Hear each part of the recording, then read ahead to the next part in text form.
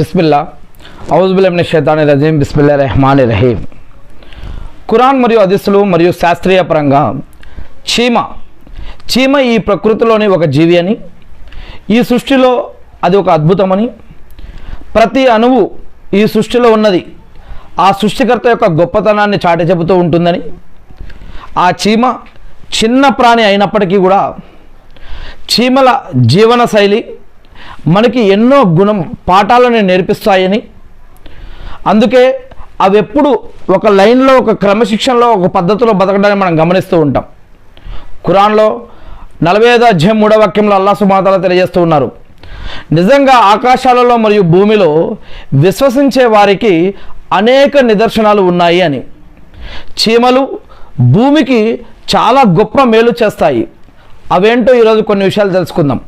అంతేకాకుండా ప్రవక్త ముహమ్మద్ సల్లల్లాహు అలైహి వసల్లం గారు ఏమన్నారంటే, 4 రకాల ప్రాణులని మీరు చంపకూడదు, అలానే కొన్ని జీవులని మీరు కాల్చి చంపకూడదు అని చెప్పడం జరిగింది. అవేంటో ఈరోజు కొన్ని తెలుసుకోవడానికి ప్రయత్నిద్దాం.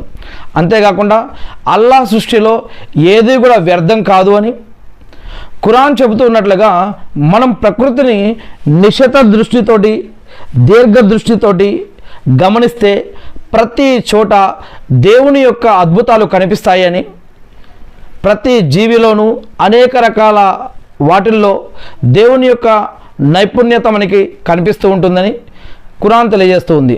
ఖురాన్లో 27వ అధ్యాయం 18వ వాక్యంలో ఒక వాక్యం ఏమిటి అంటే, చివరకు వారు చీమల లోయకు చేరుకున్నప్పుడు ఒక చీమ ఇలా అన్నది, ఓ చీమలారా, మీ గుళ్ళల్లోకి మీరు తొందరగా వెళ్ళిపోండి, సులేమాన్ అనే ప్రవక్త మరియు అతని సైన్యాలు తమకు తెలియకుండా మిమ్మల్ని తొక్కివేయకుండా జాగ్రత్త పడండి అని ఒక చీమ ముందే తన యొక్క జాతి వారిని హెచ్చరించేటటువంటి వాక్యాన్ని ఖురాన్లో 27వ అధ్యాయం 18వ వాక్యంలో చెప్పడం జరుగుతుంది. ఇలాంటి ఇంకా కొన్ని విషయాలు ఖురాన్ మరియు హదీసులు మరియు శాస్త్రీయ పరంగా ఆధ్యాత్మికంగా సైన్స్ ప్రకారంగా మనం కొన్ని విషయాలు తెలుసుకోవడానికి ప్రయత్నిద్దాం. ముందుగా శాపగ్రస్తుడైన సైతాను బారి నుంచి సృష్టికర్త అయిన అల్లాహ్ యొక్క రక్షణని, అల్లాహ్ యొక్క సాయాన్ని రక్షణ వేడుకుంటూ ఉన్నాను, ఆమీన్.